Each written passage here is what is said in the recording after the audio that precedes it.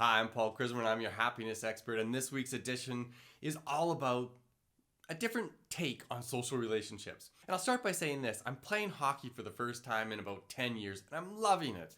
I used to play a lot of hockey, and my life just got so busy, I was traveling so much, I couldn't really be a reliable team member. So I got into other sports, and then eventually my shoulder got a bit injured, and I couldn't do some of the other things that I used to be able to do. So I rejoined hockey, and here in Las Vegas, most of the men's hockey is drop-in. So it's the kind of thing where you can just show up, you get split into whatever team you end up with, and you go out there and you have a ball. And I'm loving it. Like, I get this great cardiovascular workout, the endorphins are pumping by the end of the game, and I'm having a very good time. But I'm also realizing and cultivating this thing that sociologists call weak ties.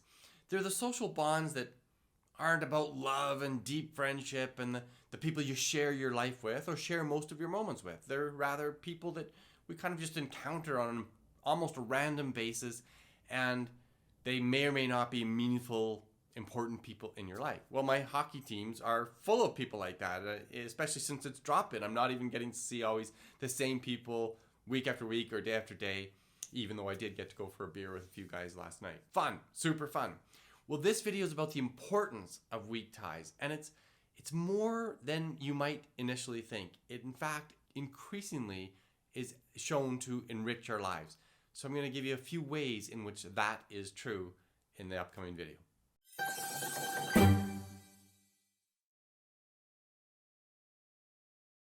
As a coach, public speaker, and best-selling author, I teach topics just like this one all around the world. So stay tuned and I'll give you practical tools that you can use to make both yourself and those around you both happier and more successful.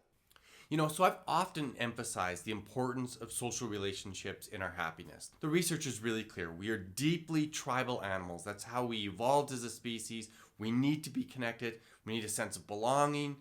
We need a sense of love and security that comes from deep and meaningful loving relationships. And I often emphasize, it's not a popularity contest. One or two people who love you and you love them, that's enough for this deep kind of bonded love that we need to have. And I've even sometimes not jokingly said, your bond with your dog or your cat, some mammal with a similar limbic system to the one we have, is enough also to really satisfy that need for love.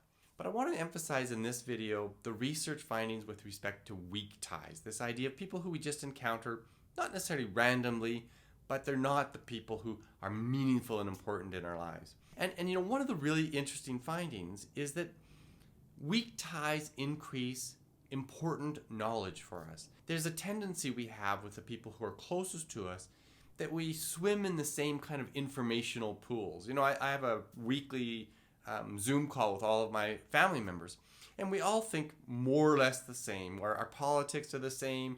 Most of the people are from the same part of the country, and we have the same conversations. And so people are talking about their, what's happened with their cat for the last week. And, there's not a lot of learning going on from one another because we're already in this same pool of kind of knowledge that we share amongst ourselves. And an interesting study found that for people who found new employment through word of mouth, 84% of those people got that job tip from someone who was within their weak tie circle. So not the closest people to them, but someone they knew kind of casually, and they got important information that was kind of life-changing, occupational changing, because of those weak tie connections. And that's because those people in our weak tie social circles are generally in other pools of knowledge. And so we really can benefit from the enrichment in our lives by encountering people on a more random basis or people who are more casual friendships. It increases our knowledge base.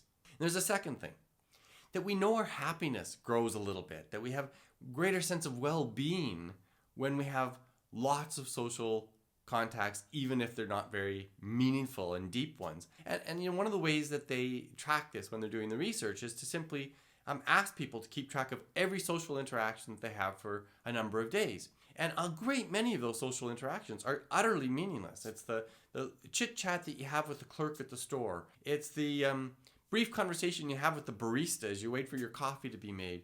It's the person you encounter on the walking trail. All of these somewhat meaningless but genuine human one-to-one connections tend to make us happier. Those people who had a higher count of social interactions, many of them with weak tie connections, generally had a greater sense of well-being and even a sense of belonging in their community. And I think I've told the story before that when I moved to the current house I own in Victoria, British Columbia, my sons and I spent a lot of time on this little nature trail that a lot of people were using for commuting and also walking their dogs and just being out in the neighborhood.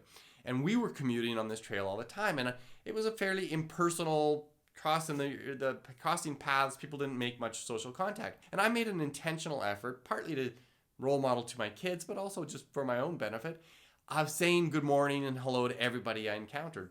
And after several years, we noticed that the trail itself, the culture had changed. It was really gratifying that people were making these weak tie connections that just gave us a sense of belonging and happiness. And that was certainly true in my own experience. And thirdly, there's some really good evidence that people who belong to a number of weak tie circles have a greater sense of purpose and meaning in their lives. Even things like hockey, it doesn't have to be, I'm volunteering for some humanitarian cause and have weak ties in that area that gives us the purpose and meaning. No, it's just that sense that I'm connected outside in the world. And so it could be, skill development training you're doing, some class you attend, learning to speak Spanish or a cooking class, or it could be your church group. But any number of places where, there may be a few deep relationships amongst the people that you see there, but mostly the people you're going to see in these types of settings are what we'd call weak ties, not your deepest, closest, loving friendships. And yet the people who go to these types of events are experiencing high levels of personal purpose and meaning in life.